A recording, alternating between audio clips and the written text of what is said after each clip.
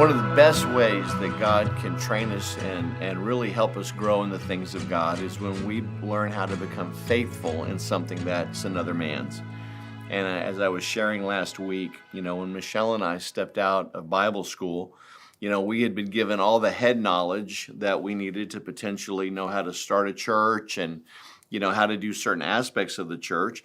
And I would say Michelle and I both had a gifting in that area. We found out what our calling was, that I was called to pastor, that Michelle had really a heart of more of an evangelist, but together, we would pastor together. We were called and we were gifted, but the only thing that we were missing was experience.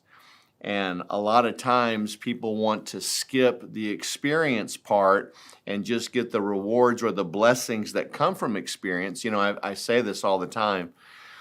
Michelle and I, when we left JSMI and we went to Bible school there for 4 years, we served faithfully. I worked for Dr. Jerry Savelle, greatest 4 years of my life. It was wonderful. God called Michelle and I back here to Houston, where we came on staff at West Houston Christian Center.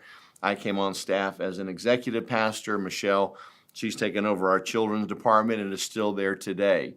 And we began to serve and to serve and to serve and to grow and to grow and to grow. But, we were faithful for almost 20 plus years, really 24 years. And then the time came for us to step into the role as the lead pastor. Well, our faithfulness is what got us to that place. We were faithful for 24 years. We were faithful to the call of God, faithful to Pastors Jack and Mary Jean Pigeon, who are still here. God bless them. We were faithful to God. Didn't mean that we didn't have obstacles. We were able to raise 3 great kids, in this environment and have a family and do all those things. But when we stepped in as senior pastors, even though our faithfulness got us to that place, it did not give us the experience. And so what Michelle and I really did, and I wasn't going to talk about this, but one of my favorite verses in Hebrews talks about a completed experience. And it talks about Jesus, and it talks about that even Jesus had to go through a completed experience so that he could become perfectly equipped so that he could become. Each and every one of us right now are going through a completed experience. Each and every one of us, no matter where you are in your life, there is some experience that you need to get from that place in your life that is going to be beneficial for the next race you're about to run. I like to say it like this. When we start running on a track, when we get saved, we start running on a track. And when we're running on that track, we're gaining endurance. We're learning to be faithful. We are gathering everything we can because when we have all the experience we need from that track, a door's going to open and we're going to step out onto another track. This track's going to be a little bit bigger and it's going to be a little bit longer, but yet I need that experience because there's another door that's going to open and there's even a bigger track. And so don't ever try and rush the joy of gaining the experience that you need to become everything that God has called you to do. And a lot of times that experience comes through serving. It comes through actually serving someone else. It comes through submitting ourselves to another person or persons so that we can learn to develop the character. Let's just be honest. It's important that we have somebody in our life that can tell us no. It's important that we have accountability. It's important that we trust the people that are in our lives, that if someone says, no, you are not going to do that right now. This is not the time for that.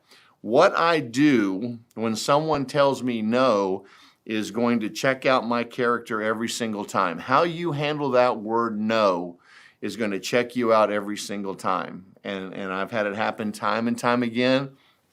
I thought I was doing great, had a great idea, and then went and presented it, and it was no. Well, why not? I heard from God. Why can't it? Why does it have to be no? And a lot of times it's not really about the project or what you're wanting to do. It's about the issue of your heart. When someone tells us no, how does that make you feel? Is there something in us, the stubbornness that says, no, I'm going to do it anyway? No. So it's important. We were never created to live isolated from each other or from God. God never created us to go live in a monastery some way away from everybody else, because it's only through living with each other do we begin to actually grow, do we actually begin to learn how to communicate, conflict resolution, how to work through problems, how to live with one another, how to prefer one another. You can't learn those things by yourself. And so I'm saying all that to say this is that, you might be the most gifted person in the world, but if you don't develop your character, if you don't have that completed experience, your gifting is going to be so limited, or as we found out in Joseph's case last week, that can actually even become deadly. Joseph, at the beginning of his life, was interpreting his own dreams, and every one of the dreams that Joseph had were correct. Everything that Joseph saw was correct. What's the problem? Joseph was interpreting, he was using his gifting on himself. And when he used his gifting on himself, it almost got him killed by his brothers, because the dreams were that they were all going to bow down to him, that he was going to be some sort of a savior. Was that true? Absolutely. And that's exactly what happened. But now if you trace through everything that Joseph went through in his life, you come to the end of his life, and when he was in prison, now he's able to not interpret his own dreams, but he interprets the dreams of the cupbearer for the king and of the chief baker. And God gave him a gift, but now instead of using that gift on himself, he used it on others. And he was 100% accurate with both dreams, both of the cupbearer and the baker. But yet, he told the cupbearer, he said, look, I've been in prison for a long time. Please tell somebody, help me get out of here when the time comes. Well, 2 years go by, and now all of a sudden, Pharaoh is having these dreams. And so people are all over Egypt, like, how do we interpret the dream? What do we do? How do I interpret this? No one knows. None of the Pharaoh's chief soothsayers or magicians or anybody around him as chief counselors, none of them could interpret the dream that he was having. But then all of a sudden, that cupbearer remembered Joseph. And Joseph, now at the end of his life, is now able to stand before Pharaoh. He has now gained all of the experience. Now, there would be a lot of people that would think, that God took Joseph and God put him in that pit, and God made him in Potiphar's house, and God put him in prison. I do not believe that that's the way that was supposed to go. I truly believe that had the father, Jacob, done his job and treated Joseph the way he treated the other brothers, where Joseph's character could have been developed at a younger age, God would not have to have moved him somewhere else so that he could be raised. The father abdicated raising his son and wanted to just make him favorable and not make him work because he favored him the most. But in reality, he enabled Joseph because Joseph never learned a hard day's work. He never learned what it was like to be a part of a team. He never learned what it was like to go work, 40, 50, 60, 80 hours a week in harsh conditions, and how to be faithful in that thing. Now, as soon as Joseph went into Egypt, his gifting started working. But here's what's so cool. The Bible says that Joseph began to serve Potiphar. When Joseph began to serve, Joseph's life took off.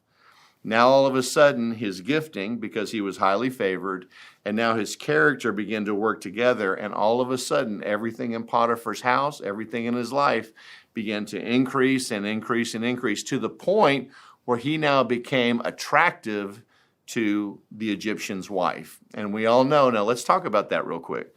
Well, God must have wanted Joseph to throw him in prison so he could teach him something else. No. If you look very, very closely in Genesis, it says that this woman had made eyes on Joseph and propositioned him many times. He knew what was in the house. But the Bible also says that one day Joseph went into the house when all the other men were gone. Joseph made a bad decision. Had Joseph had a little bit more wisdom and a little bit more character, he would have never gone back into that house. So what happens then? She accuses Joseph. She has his robe. She has him thrown into prison. And let's be real honest. If Potiphar really believed that Joseph did what his wife said that he did, they would have killed him.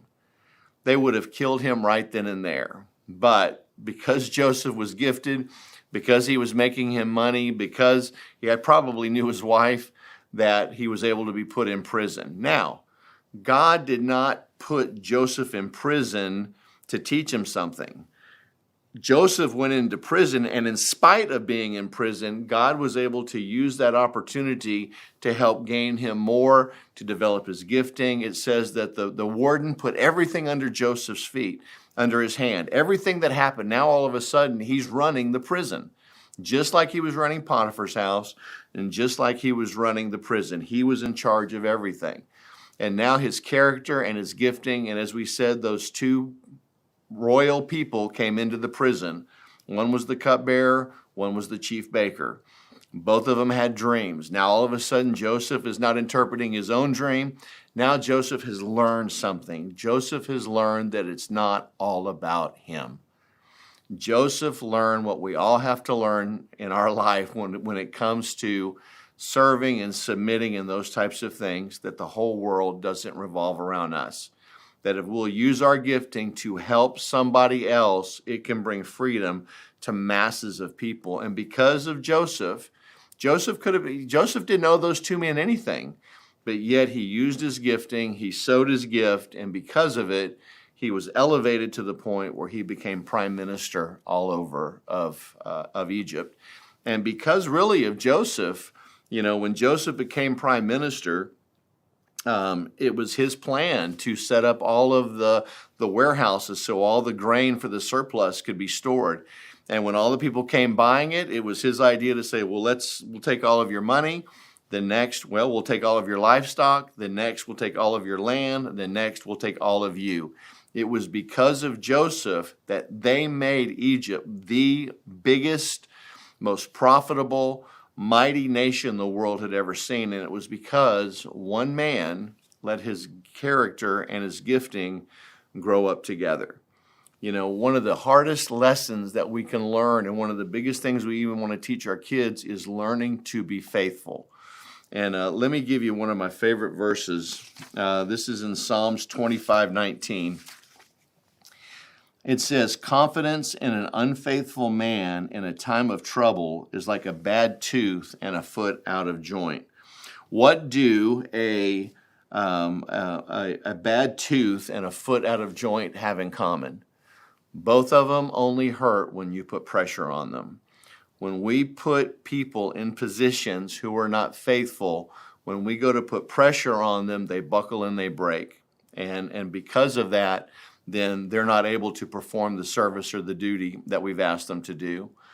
Our world, I think one of the greatest witnesses that we can be as a Christian, I'm not saying even just in the church, I'm saying in the workplace, all in every way of life, that if people see someone who is faithful, not just gifted. See, we celebrate people that are gifted. If they can put a ball in a hoop, if they can throw a ball far, if they can sing, if they can dance, if they're gifted. That's wonderful. That gifting's great, and it's making them millions and millions of dollars. But do they have any character? What happens to them when all the limelight is over? What happens to them when your gifting can no longer take you any farther? What happens to them when you never develop the character all along the way? See, the world is screaming for faithful men and women. There are pastors all over the world that are saying, Lord, send me some faithful people to help me get this job done. The Great Commission is made up of people that are faithful. You have to go into the world and preach the gospel to every creature. Only faithful people can do that. Another great verse, a faithful man will abound with blessings, but he who hastens to be rich will not go unpunished. Notice that it doesn't say a gifted man will abound with blessings. It says a faithful man. And I've said this before, your faithfulness in the earth is your resume in heaven. How you treat the things in earth and how you work for somebody else is your resume of how God can use you or promote you next. Be faithful wherever you are. Put your hand to the plow. We should all find our place to serve. It's our reasonable service. Be faithful in what God has called you to do, and let faithfulness, let it just cover your whole life. Be faithful in your marriage. Be faithful with raising your kids. Be faithful in your job. Be faithful to His Word, but be faithful to yourself also. We'll see you next week.